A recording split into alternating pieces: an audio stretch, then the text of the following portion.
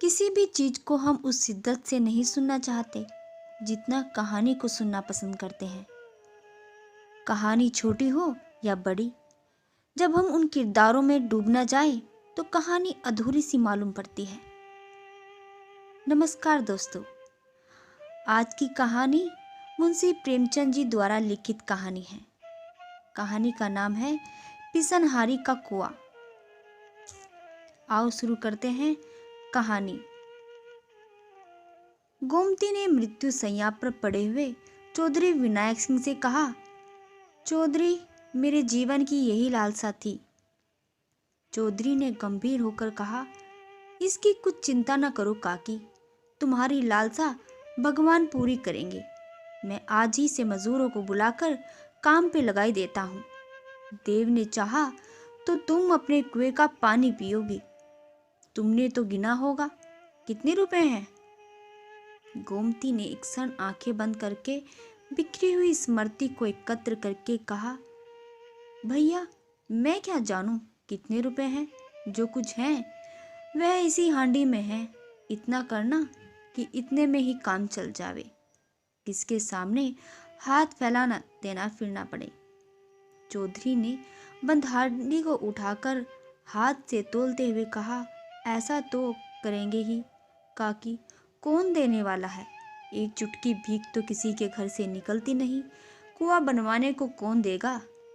धन्य हो तुम कि अपनी उम्र भर की कमाई इस धर्म काज के लिए दे देती हो। गोमती ने गर्व से कहा, भैया, तुम तो तब बहुत छोटे थे। तुम्हारे काका मरे तो मेरे हाथों में एक कौड़ी भी न थी। दिन दिन भर भूखी पड़ी रहती। जो कुछ उनके पास था वह सब उनकी बीमारी में उड़ गया। वह भगवान है कि बड़े भक्त थे, इसलिए भगवान ने उन्हें जल्दी से बुला लिया। उस दिन से आज तक तुम देख रहे हो कि किस तरह दिन काट रही हूँ मैंने एक एक रात में मन मन भर अनाज पीसा है बेटा। देखने वाले अचरज मानते थे, न जाने इतनी ताकत मुझ में कहाँ से आ जाती थी। बस यही लालसा रही है कि उनके नाम का एक छोटा सा कुआं गांव में बन जाए। नाम तो चलना चाहिए, इसलिए तो आदमी बेटे बेटी को रोते हैं। इस तरह चौधरी विनायक सिंह को वसीयत करके उसी रात बुढ़िया गोमती परलोक सिधारी। मरते समय अंतिम शब्द जो उसके मुख से निकले वे यही थे, कुआं बनवाने में देर न करना। उसके पास धन है यह तो लोगों का अनुमान था, लेकिन 2000 हैं इसका किसी को अनुमान न था। बुढ़िया अपने धन को ऐब की तरह छिपाती थी। चौधरी गांव का मुखिया और नीयत का साफ आदमी था, इसलिए बुढ़िया ने उसे यह अंतिम आदेश दिया था। चौधरी ने गोमती के क्रियाक्रम में बहुत रुपए खर्च न किए। जो ही इन संस्कारों से छुट्टी मिली वह अपने बेटे हरनाथ सिंह को बुलाकर ईंट चूना पत्थर का तखमीना करने लगा। हरनाम अनाज का व्यापार करता था। कुछ देर तक तो वह बैठा सुनता रहा, फिर बोला, अभी 2-4 महीने कुआं न बने तो कोई बड़ा हर्ज है।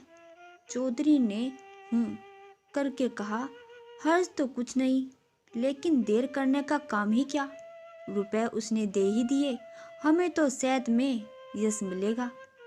गोमती ने मरते मरते जल्द कुआं बनवाने को कहा था।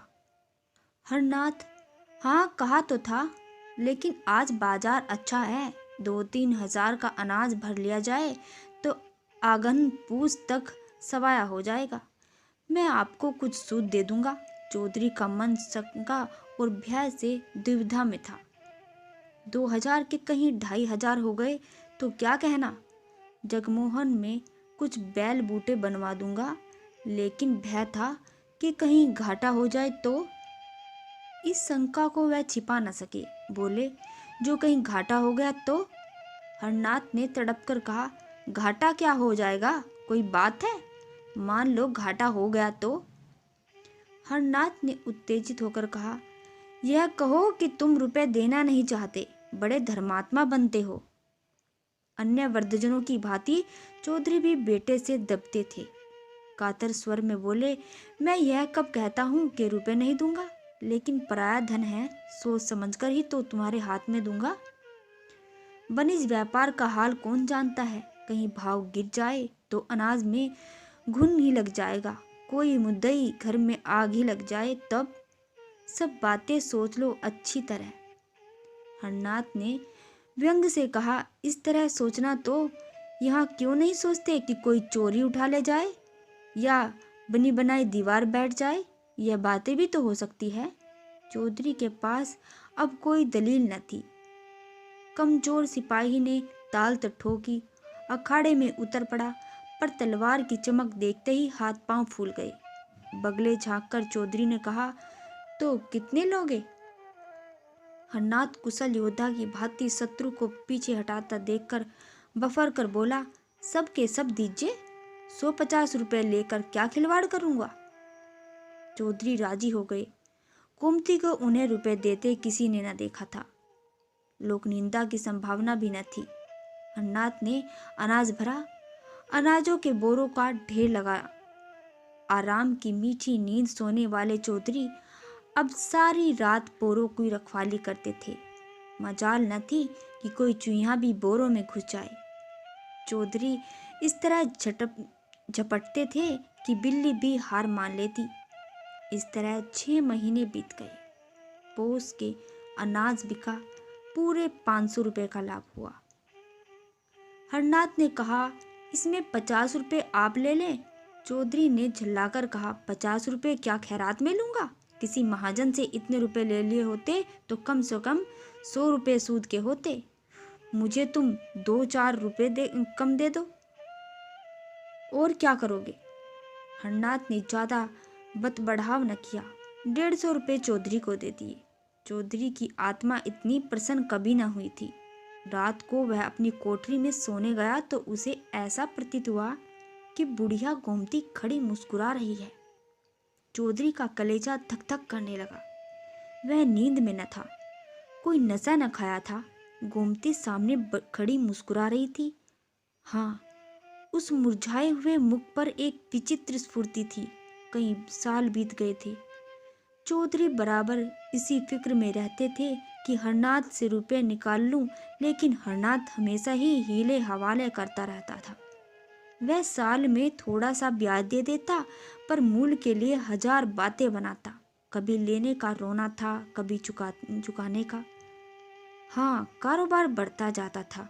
आखिर एक दिन चौधरी ने उसे साफ साफ कह दिया कि तुम्हारा काम चले या डूबे मुझे परवाह नहीं, इस महीने तुम्हारे आवश्यक रुपए चुकाने पड़ेंगे। हरनाथ ने बहुत ही उड़घाई बताई, पर चौधरी अपने इरादे पर जमे रहे। हरनाथ ने झुंझलाकर कहा, कहता हूं कि 2 महीने और ठहरिए, माल बिकते ही मैं रुपए दे दूंगा। चौधरी ने दृढ़ता से कहा, तुम्हारा माल कभी न बिके और न बिकेगा। तुम्हारे 2 महीने कभी पूरे होंगे? मैं आज रुपए लूंगा। हरनाथ उसी वक्त क्रोध से भरा हुआ उठा और 2000 रुपए लाकर चौधरी के सामने जोर से पटक दिए। चौधरी ने कुछ खैप कर कहा, रुपए तो तुम्हारे पास थे, और क्या बातों में रोजगार होता है? तो मुझे इन समय 500 रुपए दे दो, बाकी 2 महीने में दे देना। सब आज ही खर्च कर लोगे क्या? हरनाथ ने ताव दिखाकर कहा, आप चाहे खर्च कीजिए चाहे जमा कीजिए, मुझे रुपए का काम नहीं। दुनिया में क्या महाजन मर गए जो आपकी धौंसा हूं?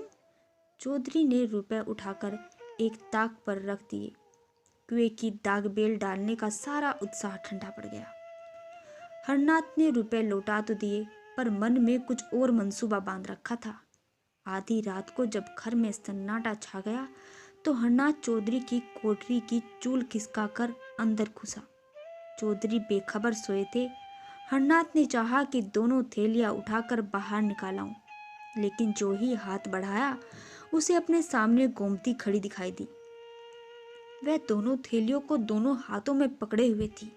हरनाथ भयभीत होकर पीछे हट गया।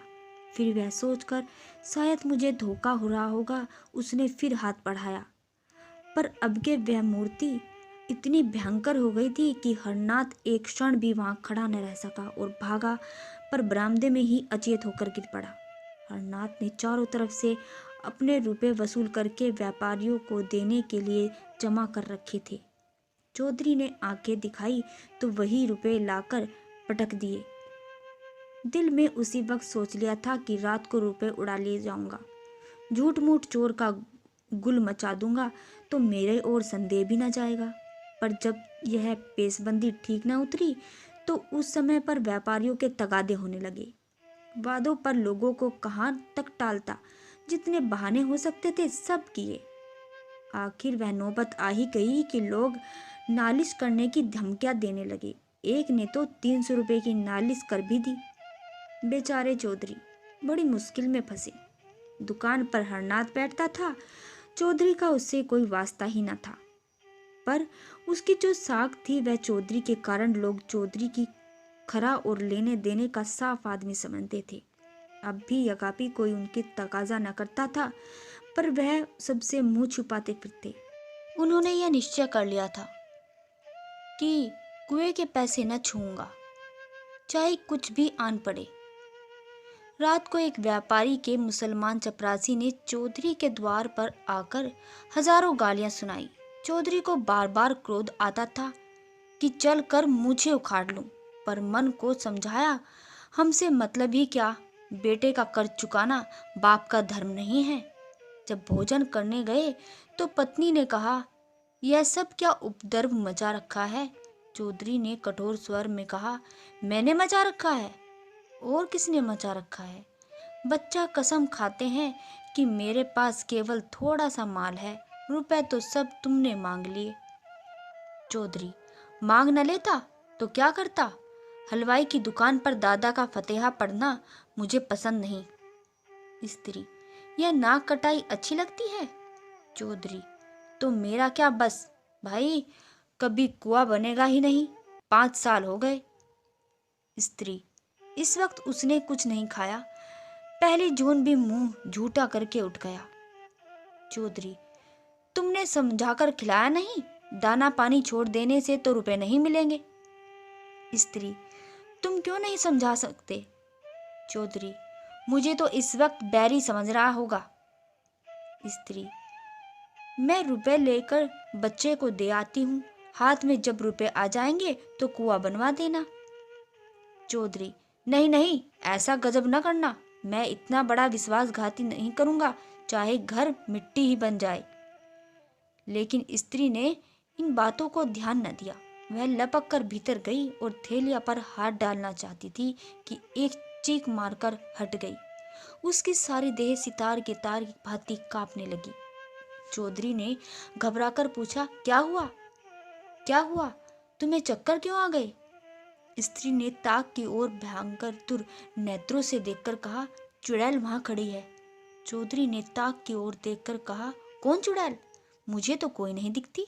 स्त्री, मेरा तो कलेजा थक थक कर रहा है, ऐसा मालूम होता है जैसे उस बुढ़िया ने मेरा हाथ पकड़ लिया था। चौधरी, यह सब भ्रम है, बुढ़िया को मरे 5 साल हो गए, अब तक यहाँ बैठी है। स्त्री, मैंने साफ देखा, वही थी, बच्चा भी कहता था कि उन्होंने रात को थैलियों पर हाथ रखे देखा था। चौधरी, वह रात को मेरी कोठरी में कब आया था? स्त्री, तुमसे कुछ रुपए के विषय में ही कहने आया था, उसने देखते ही भागा। चौधरी, अच्छा, फिर तो अंदर जाओ, मैं देख रहा हूँ। स्त्री ने कान पर हाथ रखकर कहा, ना बाबा, अब मैं उस कमरे में कदम न रखूंगी। चौधरी, अच्छा, मैं जाकर देखता हूँ। चौधरी ने कोठरी में जाकर दोनों थैलियां ताक पर से उठा ली। किसी प्रकार की शंका न हुई। गोमती की छाया का कहीं नाम भी न था। स्त्री द्वार पर खड़ी झांक रही थी। चौधरी ने आकर गर्व से कहा, मुझे तो कहीं कुछ नहीं दिखाई दिया, वहां होता तो कुछ ना कुछ तो दिखाई जरूर देता। स्त्री, क्या जाने तुम्हें क्यों नहीं दिखाई दिया, तुम में उसे स्नेह था, इसी से हट गई होगी। चौधरी, तुम में भ्रम था और कुछ नहीं। स्त्री, बच्चा को बुलाकर पूछवा देती हूँ। चौधरी, खड़ा तो हूँ, आकर देख लो। स्त्री को कुछ आश्वासन हुआ। उसने ताक के पास जाकर डरते डरते हाथ बढ़ाया, जोर से चिल्लाकर भागी और आंगन में आकर दम लिया। चौधरी भी उसके साथ साथ आंगन में आ गई और विस्मय से बोले, क्या हुआ? हुआ क्या था? व्यर्थ में भागी चली आई। मुझे तो कुछ नहीं दिखाई दिया। स्त्री ने हाफते हुए तिरस्कार पूर्ण स्वर से कहा, चलो हटो, अब तक तो तुमने मेरी जान ही ले ली होती। न जाने तुम्हारी आंखों को क्या हो गया। खड़े तो हैं वहां डायन। इतने में हरनाथ भी वहां आ गया। माता को आंगन में खड़े देखकर बोला, क्या अम्मा, कैसा जी है? स्त्री, वह चुड़ैल आज 2 बार दिखाई दी बेटा। मैंने कहा लाओ तुम्हारे रुपए दे दूं, फिर जब हाथ में आ जाएंगे तो कुआं बनवा लिया जाएगा। लेकिन जो ही थैलिया पर हाथ रखा, उस चुड़ैल ने मेरा हाथ पकड़ लिया, प्राण से निकल गए। हरनाथ ने कहा, किसी के अच्छे ओझे को बुलाना चाहिए जो इसे मार भगाए। चौधरी, क्या रात को तुम्हें भी दिखाई दी? हरनाथ, हाँ, मैं तुम्हारे पास एक मामले में सलाह करने आया था। जो ही अंदर कदम रखा, वह चुड़ैल ताक के पास खड़ी दिखाई दी। मैं बदहवास होकर भाग गया। चौधरी, अच्छा, फिर तो जाओ। स्त्री, कौन? अब तो मैं ना जाऊंगी, जाने दूंगी, चाहे कोई लाख रुपए ही क्यों ना दे। हरनाथ, मैं आप न जाऊंगा। चौधरी, मगर मुझे कुछ दिखाई नहीं देता, यह बात क्या है?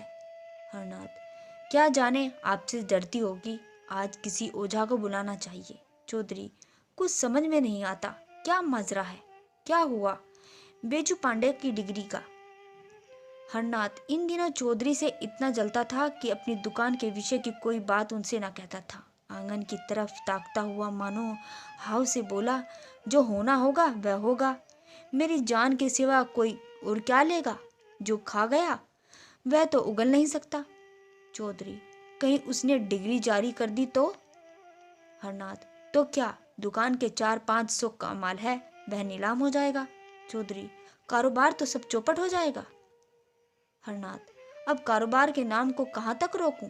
अगर पहले से मालूम होता कि कुआं बनवाने की इतनी जल्दी पड़ी है तो यह काम छेड़ता ही क्यों? रोटी दाल तो पहले से भी मिल रही थी। बहुत होगा तो 4 महीने हवालात में रहना ही पड़ेगा, इसके सिवा और क्या होगा? माता ने कहा, जो तुम्हें हवालात में ले जाए उसका मूल झुलसा दूंगी। हमारे जीते जी तुम हवालात में जाओगे? हरनाथ ने दार्शनिक बनकर कहा, माँ बाप जन्म के साथी होते हैं, किसी के कर्म के साथी नहीं होते। चौधरी को पुत्र के प्रगाढ़ प्रेम था। उन्हें शंका हो गई कि हरनाथ रुपए हजम करने के लिए टाल मटोल कर रहा है, इसलिए उन्होंने आग्रह करके रुपए वसूल कर लिए। अब उन्हें अनुभव हुआ कि हरनाथ के प्राण सचमुच संकट में हैं। सोचा, अगर लड़के को हवालात हो गई तो दुकान पर कुर्की आ गई तो कुल मर्यादा धूल में मिल जाएगी। क्या हर्ज है अगर गोमती के रुपए दे दूं? आखिर दुकान चलती ही है, कभी ना कभी तो रुपए हाथ में आ ही जाएंगे। एकाएक किसी ने बाहर से पुकारा, हरनाथ सिंह। हरनाथ के मुख पर हवाइयां उड़ गई। चौधरी ने पूछा, कौन? कुर्की आमीन। क्या दुकान कुर्की कराने आया है? हाँ, मालूम तो ऐसा ही होता है। कितने रुपए की डिग्री है? 1500 रुपए की। कुर्की आमीन, कुछ लेन देन से न टलेगा। टल तो जाता, पर महाजन भी उसी के साथ होगा, उसे भी तो कुछ लेना है, उधर से ले चुका होगा। न ना हो 1500 रुपये गोमती के रुपए में से दे दो। उसके रुपए कौन छुएगा? न जाने घर पर क्या आफत आए। उसके रुपए कोई हजम थोड़े ही किए लेता है। चलो मैं दे दूं।